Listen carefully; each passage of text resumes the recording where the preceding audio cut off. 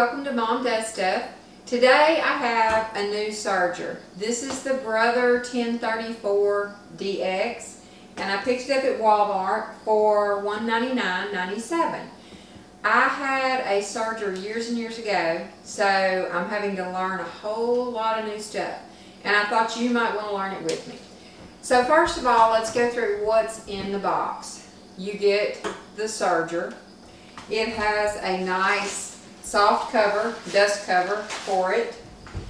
You get this little Ziploc bag to keep your accessories in, called the accessory bag.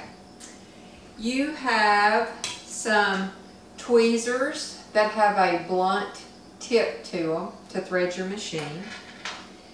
You get 4 thread nets. This helps control threads like metallic threads or whatever that might come off the spool too fast.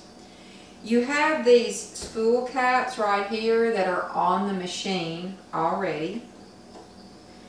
You have a little cleaning brush right here. You have something that looks like a screwdriver, but it's not. It's a hexagonal driver. It's got a little hex head on it for certain screws that are in your machine. You get a set of needles. There's 4 extra needles in here. There's 2 already in the machine. Now these are just standard sewing machine needles. They're not anything special. So if you already have a bunch of extra sewing machine needles, you're good to go. Just different sizes, depends on the fabric that you're using, not the machine. You get the foot controller so that you can operate it. You have a nice instructional DVD. It comes with 2 extra feet. This is a blind stitch hemmer, and this one, the long one, is a gathering foot. The all-purpose foot is already on the machine.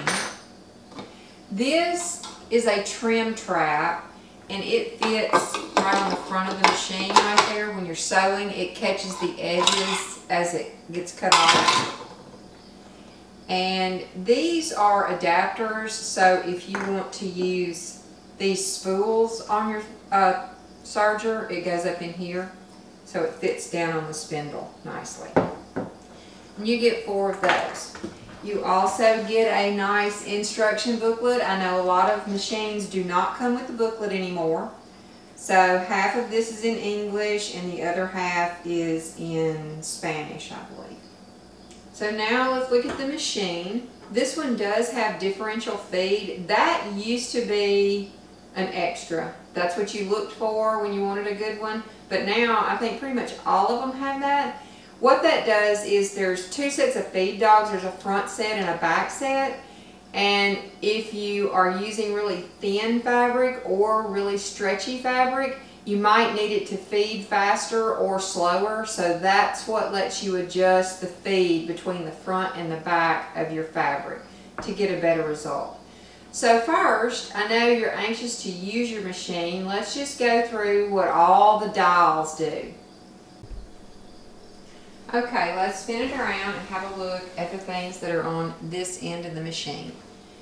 This is your hand wheel. It's what moves, it turns the needle up and down. And normally, you want to turn this hand wheel towards you.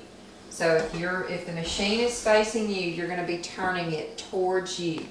Sometimes, like if you get fabric stuck in there, you might need to rock it or wiggle it just a little in both directions, but don't turn it all the way back. And you're not going to tear your machine up if you do that once or twice, but it's just a habit you don't want to get into. These gears are made to go one direction, so you want to always turn this in that direction.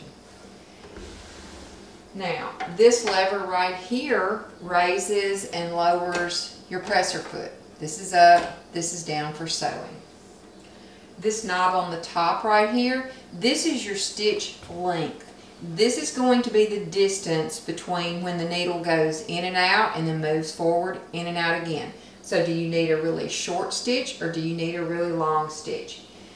The standard setting is at 3, and this gives you a 3mm stitch, so that's where you start off. If you for some reason need a longer stitch, you're going to go towards the 4. If you need a smaller stitch, you'll go that direction. And this button right here is your differential feed. That's what we were talking about earlier. This is going to control, does the front feed dogs feed as fast or faster than the back feed dogs. And we'll talk about some of the applications later, but for now I just leave mine set on 1. That's going to be an even feed. It's going to feed the front just as quickly as the back. This is where you'll plug your machine in, and this is what will turn it on and off. Over here on the front, this is your stitch width guide, and normal setting here is 5, so that's what I've left mine on. You can adjust this according to, this is going to be how far from where the needle hits does it cut your edge. That's what it means by stitch width. All of these dials up here are tension. Each thread gets its own tension. And we're going to set, when it comes, it's set usually on the 4. I had to adjust this one just a little bit to the 5, but we'll look later at how you'll know when to change those settings. And this knob up here controls the pressure of your presser foot. So the normal setting is at 2, that's where it is, and that's where I've left it. But for certain fabrics, you might want to change this. If your fabric is really thin or really thick, you might need to adjust it later, and you just do that by twisting whichever direction you want to go. It'll go all the way around. That's about as tight as it goes. If you go this way, it's going to keep coming up, and reduce your pressure or increase the pressure. As far as accessing the machine, this front panel, you can just pull it to the right and then flip it down. And this is going to let you rethread your machine if necessary. Then on this end, this is a neat little thing. If you need a free arm, this just pulls right out. So you could wrap a sleeve or something circular around this while you're sewing.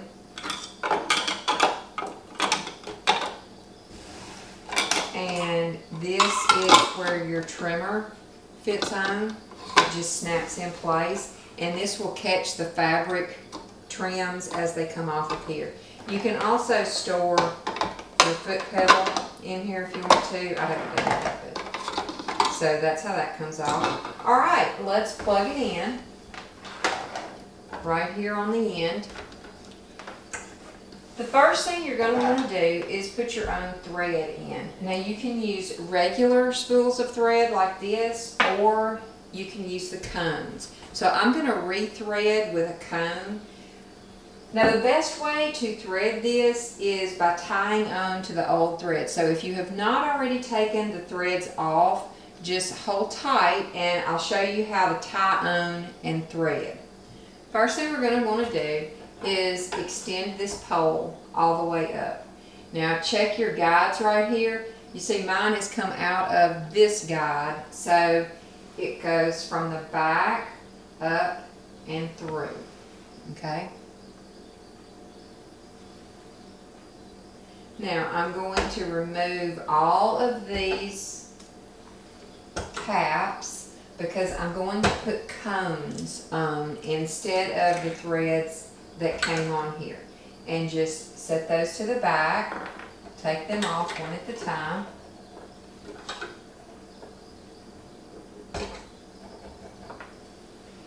And I'm going to put my spool guides on here, push those down.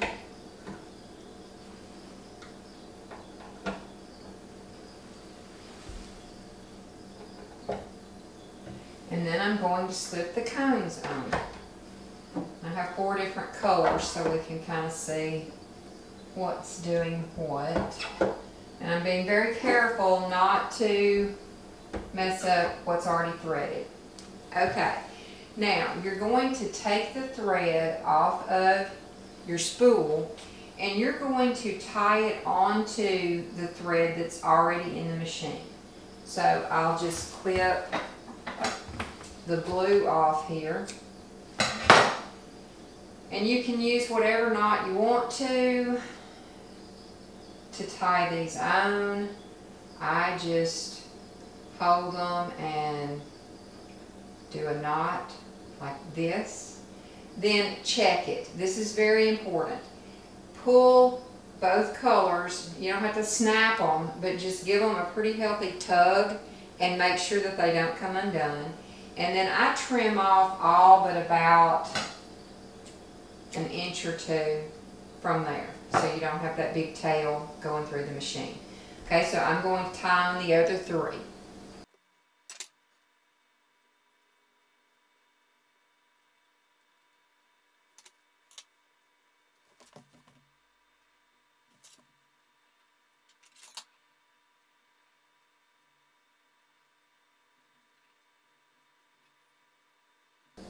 Okay, here we are. All 4 threads have been tied on and tested to make sure the knot's not just going to slip apart.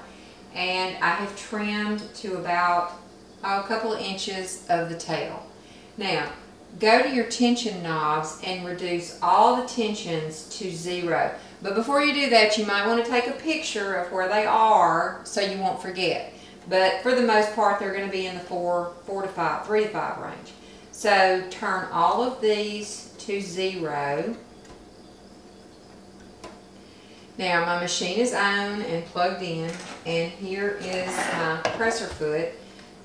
Now holding the tail with your left hand to give it a little bit of tension as it's coming out from under the needle, slowly give it a little bit of gas.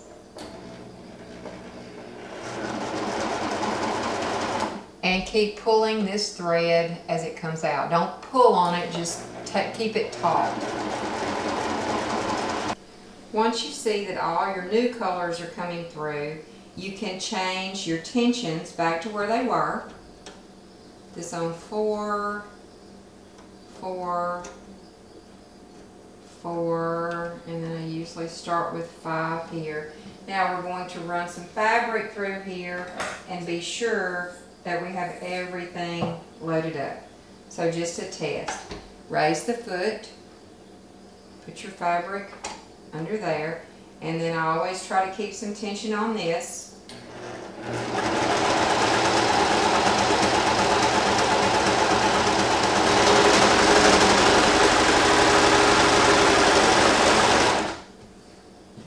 Now to the side.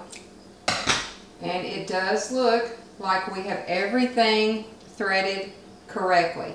So now we can work on the tensions. I see I've got a little bit of waviness here, so I'm going to need to do some adjustments, but for the most part, right out of the box to get you going, that's the initial steps, okay? So hit the subscribe button and I will have more videos coming soon. The next one is going to be how to actually thread the machine if when you were doing the tie-on method you lost one, because sadly enough I do that quite frequently. So watch for the next one. I will show you how to actually thread the machine from the beginning. Thank you for watching this one. Bye.